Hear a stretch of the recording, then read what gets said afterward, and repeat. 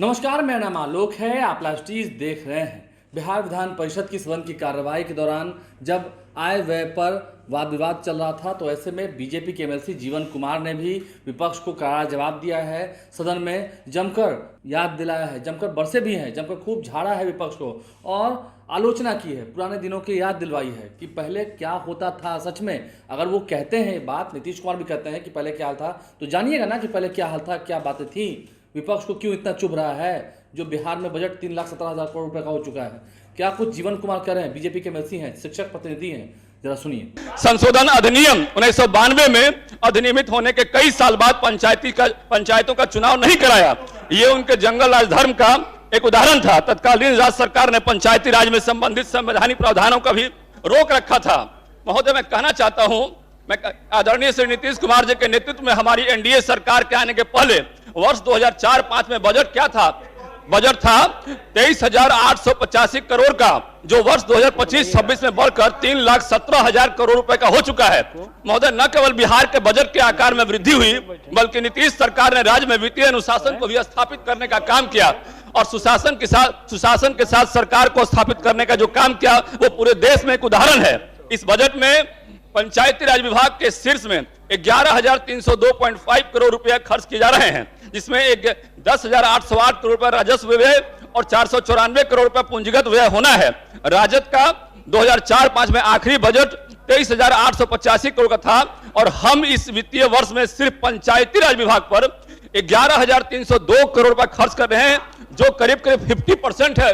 उनके last budget का हमारा जो बजट है वो करीब 50% है। ये बहुत जो है एक अहम बात है। महोदय, डीबीटी का भी हमारे माननीय विपक्ष के साथी ने कहा कि पैसे उस वक्त जो है वो कमीशन खोरी और इसकी बात कई बार चर्चाएं में लाए। मैं उनको बताना चाहता हूं कि हमारी सरकार ने डीबीटी के माध्यम से पंचायत को सशक्त करने का काम किया। डीबीटी के माध्यम से जो लाभार्थियों को जो पैसा देना था वो सीधे उनके खाते में पैसा डाला गया और वो 100% पैसा उनके खाते में पहुंचा, जबकि हमारे पहले की सरकार में ये डीबीटी सिस्टम नहीं था, क्योंकि 85% घोटाला वहां होता था और ये तो उनके शासन के, उनके गठबंधन के नेताओं ने भी कहा था। महोदय, राज्य के विकास के हमारे लक्ष्यों की प्राप्ति के लिए आदरणीय प्रधानमंत्री श्री नरेंद्र मोदी जी के द्वारा दिए गए मंत्र सबका साथ, सबका विकास, सबका विश्वास और सबका प्रयास के साथ ही आदरणीय मुख्यमंत्री श्री नीतीश कुमार जी का संकल्प न्याय के साथ विकास बिहार को सबसे तीव्र गति से विकास करने वाले राज्यों में दूसरे स्थान पर आने में मददगार रही।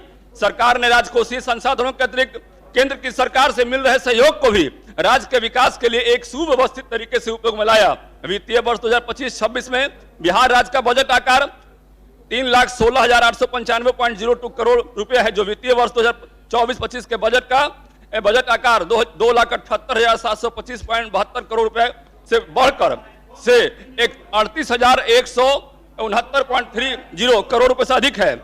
महोदय, 15वें वित्त आयोग की अनुशंसा में पंचायती राज स्थानीय निकायों के लिए 4,012 करोड़ रुपए प्रस्तावित है और 6वें वित्त आयोग की अनुशंसा के आलोक में पंचायती राज संस्थाओं को 5,082 करोड़ रुपए प्रस्तावित है। राज्य के प्रत्येक पंचायत में गरीब कन्याओं के विवाह हेतु राज्य सरकार के द्वारा चरणबद्ध तौर पर कन्या विवाह मंडप का निर्माण कराया जाएगा, ताकि बहुत ही कम शुल्क पर विवाह भवन एवं विवाह से संबंधित सभी सुविधाएं उपलब्ध हो सके। महोदय, मैं एक बात कहना चाहता हूं कि राज्य के 8,053 ग्राम पंचायतों के अंतर्गत 1,09,321 वार्डों में प्रति वार्ड 10 सोलर लाइट एवं प्रति पंचायत अतिरिक्त 10 सोलर लाइट के तहत कुल 4,79,061 वार्डों में सोलर लाइट का अधिष्ठापन किया जा चुका है। मुख्यमंत्री ग्रामीण स्ट्रीट लाइट योजना के अंतर्गत सभी पंचायतों में कुल 15 लाख सोलर स्ट्रीट लाइट के अधिष्ठापन का कार्य प्रगति पर है और अब तक कुल 4.79 लाख सोलर स्ट्रीट लाइट का अधिष्ठापन किया जा चुका है।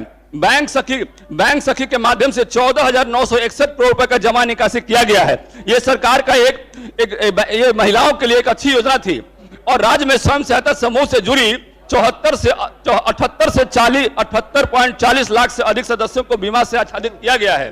महोदय, अभी सरकार ने जीविका भवन के बारे में चर्चा की है। जीविका भवन निर्माण कराकर उपलब्ध कराई जाए और प्रस्तावित संकुल संघों के जीविका भवन में महिलाओं के महत्वपूर्ण मुद्दों पर संवाद हेतु जगह की जरूरत होती है ताकि निर्णय की प्रक्रिया लोकतांत्रिक पहलुओं का स्थान मिल सके। महोदय, वित्तीय वर्ष 25-26 में जो बिहार का बजट बिहार के सर्वांगीण विकास के लिए समर्पित है, इसे प्रस्तुत करने के लिए मैं माननीय मुख्यमंत्री श्री नीतीश कुमार जी एवं माननीय उप मुख्यमंत्री श्री सह वित्त मंत्री श्री सम्राट चौधरी जी को ही हार्दिक बधाई एवं धन्यवाद देता हूं। साथ ही अपने पार्टी के सचेतक और अपने एनडीए गठबंधन के मुख्य सचेतक को भी धन्यवाद देता हूं कि आपने इसके लिए मुझे मौका दिया है। महोदय, इस बजट पर कुछ बोलने से पहले मैं एक शेर के माध्यम से इस सदन को संबोधित करना चाहता हूं कि पहले हमें कैसा बिहार मिला था, पहले के बिहार कैसा था और 2005 के बाद जब हमारी सरकार अस्तित्व में आई तो उस वक्त हमारा सरकार कैसा था। कश्ती चलाने वालों ने जब हार कर दी पतवार हमें, लहर लहर तूफान हमें मिले, फिर मौज मौज मझधार हमें, फिर भी दिखाया हमने, फिर भी हमारी सरकार ने दिखाया और फिर ये दिखा देंगे सबको, इन हालातों में आता है दरिया पार करने हमें। महोदय, आजादी मिलने के साथ ही राज्यों में लोगों को सशक्त बनाना या गांव के लोगों को उसकी भागीदारी बढ़ाने के लिए कल्याणकारी योजनाओं में गति लाने और स्थानीय स्तर पर छोटे छोटे विवादों को आपस में सुलझाने के उद्देश्य से पंचायती राज का गठन किया गया था। महोदय, गांधी जी का उद्देश्य था, गांधी जी की अवधारणा थी पंचायती राज का गठन, और गांधी जी ने कहा था कि अंतिम व्यक्ति को न्याय पहुंचाना है इस देश में तो पंचायती राज को सशक्त करना होगा। और हम भारतीय जनता पार्टी के सदस्य हैं और भारतीय जनता पार्टी के दीनदयाल उपाध्याय ने भी कहा था हमारे यहाँ कि भाई अंतिम व्यक्ति तक न्याय पहुंचाने के साथ साथ उसका विकास करना है तो जो है पंचायती राज को सशक्त करना होगा और सिस्टम को मजबूत करना होगा। और हमारी पार्टी ने और एनडीए ने लगातार सिस्टम को मजबूत करने का काम किया है। महोदय, 24 साल एनडीए सरकार के पहले 24 साल तक चुनाव नहीं हुए। 2006, 2011, 2016, 2021 में पंचायत चुनाव कराए गए। 2005 से पहले पंचायती राज के प्रति सरकार की ओर से प्रतिबद्धता का अभाव था। जंगल राज की सरकार में पंचायती राज के प्रति घोर उदासीनता थी। महोदय, बिहार में एनडीए के शासन शुरुआत से पहले एक फिल्म आई थी, फिल्म का नाम हम समझते हैं, हमारे बहुत सारे माननीय सदस्य को मालूम होगा, दामूल। उसमें दिखाया गया था बिहार के कैरेक्टर के बारे में कि किस तरह से यहाँ पंचायती राज और किस तरह से सरकार चलती थी और किस तरह से वोटिंग की प्रक्रिया यहाँ चलती थी। हम उसका खुद भी उदाहरण है। हमारे गांव में वोट देने के लिए जब पहली बार हमने वोट दिया तो उसमें क्या स्थिति झेलनी पड़ी वो हमको याद है। लेकिन चूंकि अब विपक्ष के लोगों को तकलीफ हो रही है, लेकिन बात तो बताना ही पड़ेगा सदन में। 2005 में हमारे अब्दुल बारी सिद्दीकी जी सीनियर नेता हैं और उनको तकलीफ हो रही है, गलत जगह गलत पार्टी में है। एक्चुअली मैं उनका बहुत सम्मान भी करता हूं जी। कई मान्य सदस्य देखे होंगे क्या स्थिति थी बिहार की। पंचायती राज का चुनाव ही नहीं होता था जंगल राज के दौरान और कांग्रेस के राज में वोट देने वालों को कितना परेशान किया जाता था, यह दामुल फिल्म में स्पष्ट जो है दिखाया गया है। 2005 में एनडीए की सरकार बनी और 2006 में पंचायती राज संस्थाओं में महिलाओं को 50% आरक्षण देने का काम हमारी एनडीए सरकार ने माननीय मुख्यमंत्री जी ने किया और ये सबको ज्ञात है। इसके साथ ही दलितों एवं पिछड़ों के विकास के मुख्य धारा से जोड़ने के लिए भी हमने आरक्षण देने का काम किया। अभी हमारे विपक्ष के साथी ने कहा कि दलितों के साथ अन्याय हुआ। मैं उनसे कहना चाहता हूं इस सदन में कि दलितों के उत्थान के लिए उन्होंने कोई काम नहीं किया, जबकि दलितों को आरक्षण देने का पहला काम हमारी एनडीए सरकार ने किया। उनको एक आंकड़ा देना चाहता हूं, मैं उनको जानकारी देना चाहता हूं।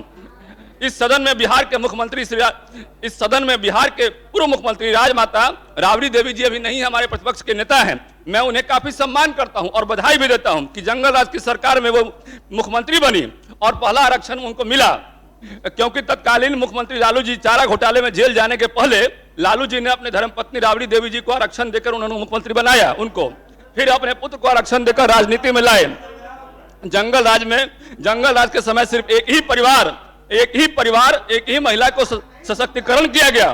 तत्कालीन सरकार ने 73वां संशोधन 533 प्रखंडों की 5671 ग्राम पंचायतों में 6659 मैदानों के निर्माण का कार्य आरंभ हो चुका है। यह खेल संस्कृति के विकास की दिशा में एक ऐतिहासिक कदम है। ग्राम पंचायतों में इस तरह की व्यवस्था से पूरा हमारा पंचायत सशक्त हो रहा है, हमारा देश सशक्त हो रहा है और इसके माध्यम से पंचायत के युवा लाभ ले रहे हैं और इससे खेलों एवं राज्य पुलिस और सेना के और अर्धसैनिक बलों में नियुक्ति में ज्यादा सफल हो रहे हैं। मुख्यमंत्री ग्राम संपर्क योजना अंतर्गत 2024-25 में अब तक कुल 2094.11 करोड़ रुपए की लागत से 1503.91 किलोमीटर पथ का कार्य पूर्ण कराया गया है और 121 पुलों का निर्माण कराया गया है। महोदय, ग्रामीण सड़क सुदृढ़ीकरण एवं प्रबंधन कार्यालय को नवंबर 2024 में स्वीकृति दी। इस योजना के अंतर्गत 2024-25 में अब तक कुल 38 पद के कार्य पूर्ण करते हुए कुल 671 पॉइंट। आपके पास और जो दस्तावेज है, बस एक मिनट सर, एक मिनट सर, बस एक मिनट समाप्त हो जाएगा। बस अंतिम पेज है सर, अंतिम पेज सर, एक मिनट सर। सर 28 मार्च के बदले आज विनियोग कर रहे हैं सर, इनको कर लेने दिए। सर एक मिनट सर, बस एक मिनट, अंतिम पेज है सर। वर्ष 2024-25 में अब तक 3.89 करोड़ पौधों का रोपण एक पेड़ मां के नाम तथा जल जीवन हरियाली अभियान के तहत किया गया। इससे पंचायतों में सामाजिक वानिकी एवं कृषि वानिकी को बल मिलेगा। महोदय, बिहार का कार्यवाही का अंग बन जाएगा, कार्यवाही का अंग बन जाएगा। बस अंतिम लाइन है महोदय। बिहार गांवों का राज्य है, अभी भी हमारी आबादी 88% गांव में ही रहती है। बजट का अधिकांश हिस्सा खुशहाली, स्वास्थ्य, शिक्षा, कृषि और रोजगार को समर्पित है। इस बजट से विकसित बिहार का निर्माण होगा, जिससे विकसित भारत का सपना पूर्ण होगा और निश्चित रूप से हमारा भारत 2047 में एक विकसित भारत बनेगा। इसमें कोई संदेह की बात नहीं है। कुल मिलाकर कहा जाए तो इस बजट से राज्य की पंचायतें अपने लोगों के लिए आर्थिक विकास और सामाजिक न्याय योजना बेहतर तरीके से तैयार कर सकेगी। सरकार के द्वारा इस बजट से 2005 के पहले सत्ता में रहे लोगों को यह आश्वासन मिल रहा है कि तुम सोच रहे हो बस बादलों की उड़ान तक, अब मेरी निगाहें हैं सूरज के ठिकानों तक।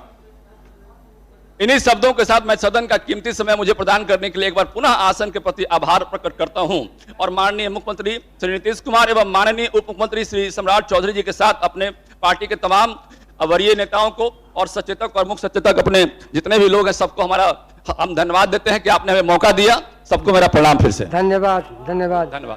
तो बीजेपी के एमएलसी जीवन कुमार ने सदन में दमदार भाषण देते हुए क्या कुछ कहा है हमने आपको सुनवाया है। आप लाइव स्ट्रीम साथ बने रहें, हमारे चैनल को सब्सक्राइब कर लें, साथ साथ फेसबुक पेज भी लाइक करें। धन्यवाद।